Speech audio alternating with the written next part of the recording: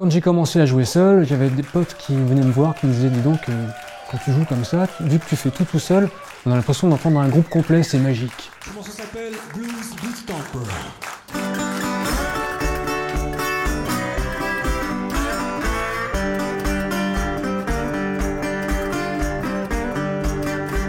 Well, I'm a blues beat stomper. I stomp all night long.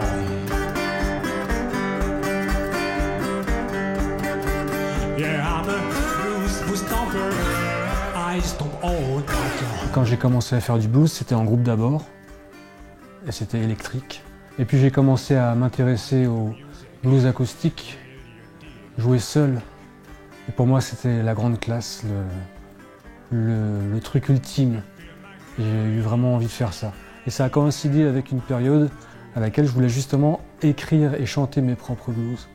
Et ça, je pouvais pas le faire en groupe parce que les musiciens qui étaient avec moi n'étaient pas concernés par cette démarche personnelle. En tout cas, quand tu es dans un processus de création, où tu écris, où tu composes, tu peux pas te laisser distraire par autre chose. Il faut vraiment que tu sois à 100% dans ce que tu fais. D'abord, pour la qualité de ce qui va en sortir, et puis pour la qualité de ta sincérité aussi. À travers les histoires que je raconte, étant donné que je ne suis pas seul à vivre ces situations, il y a des gens qui se retrouvent. Et là, il y a un lien qui se crée immédiatement. Donc voilà, moi quand j'arrive devant les gens, je me mets à poil en fait. À la fin du concert, les gens savent tout de moi.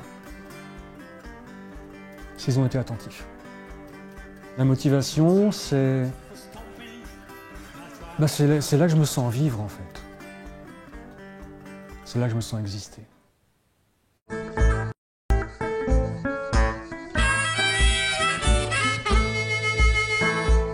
You don't know how hard it is for a bluesman to lose both his voice and his woman.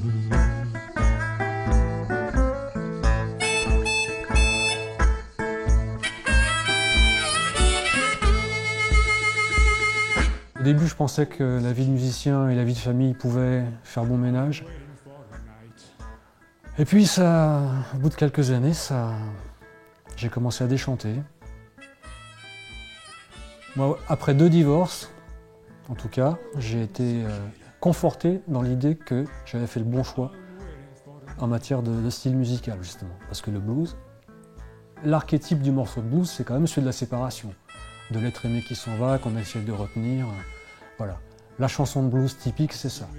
C'est celui qui est quitté par l'autre, qui souffre le martyre. Donc, pour rejoindre l'archétype, voilà. C'était ça. Après, bon, la vie de famille, je ne sais pas si vous avez remarqué, mais dans ma maison, il y a des dessins de mes enfants partout. C'est la première chose que j'ai faite quand la maison s'est retrouvée vide, c'est de couvrir les murs de leurs dessins. Ils sont toujours là. Et en fait, je pars beaucoup en tournée, mais je reviens aussi beaucoup et je passe beaucoup de temps avec mes enfants. C'est ce qui est le plus important pour moi. Et on fait un concert tous les 2 ans. C'est un concert, ça s'appelle Générations en chœur. En fait, c'est un gala caritatif. À chaque fois, c'est pour la recherche contre une maladie précise. Et le principe est que ce ne sont que des artistes qui se produisent avec leurs enfants.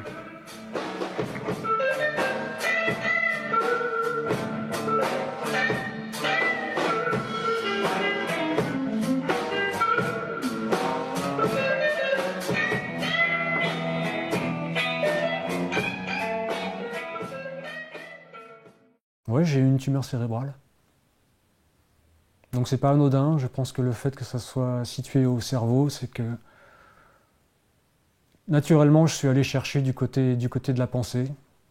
Une maladie comme ça, j'avais toujours entendu dire qu'il fallait se battre, sans jamais vraiment savoir ce que ça voulait dire, ce que ça pouvait représenter.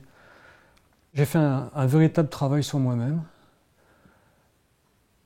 pour essayer de comprendre comment je m'étais déclenché ça. Parce que je suis persuadé que nous nous créons nos propres mots.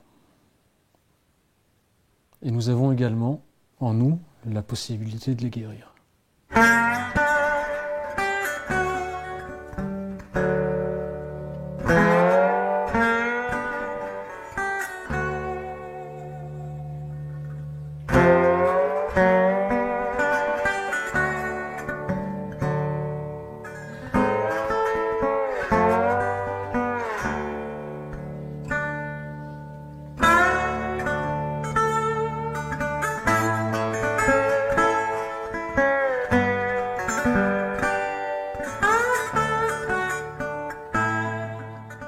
fait, la tumeur était à droite, donc j'avais tout le côté gauche qui était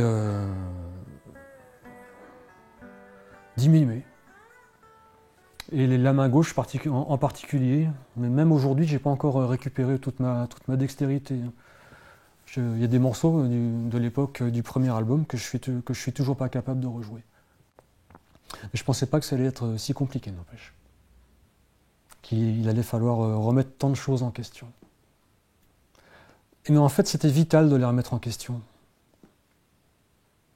Je suis même allé jusqu'à réécrire des paroles de certains morceaux du premier album, des trucs avec lesquels j'étais vraiment plus en accord, je ne pouvais pas laisser ça comme ça. Alors, ne serait-ce que sur un bout de papier, et réécrire, remplacer les mots violents par des mots, par d'autres mots qui, sans changer le fond, ont changé considérablement la forme.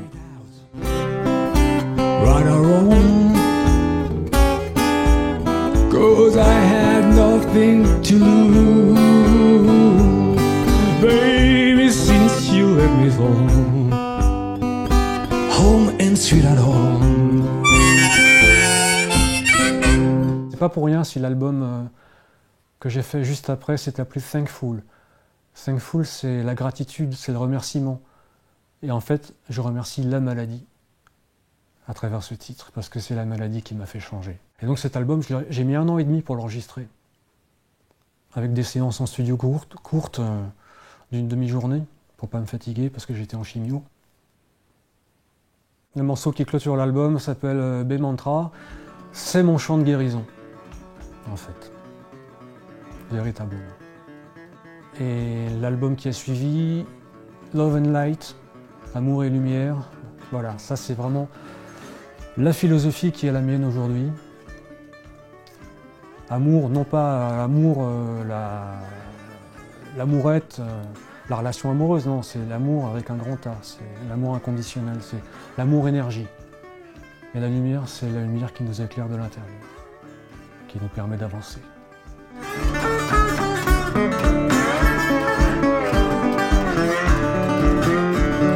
Bobby, don't be angry. If today I look hungry, but you should be very merry, 'cause I sure would make you happy. Oh, Bobby, let me see how buddy you be. Oh, Bobby, all you need is one place to be. Oh, Bobby, all you need is one place to be. Oh, Bobby, all you need is one place to be.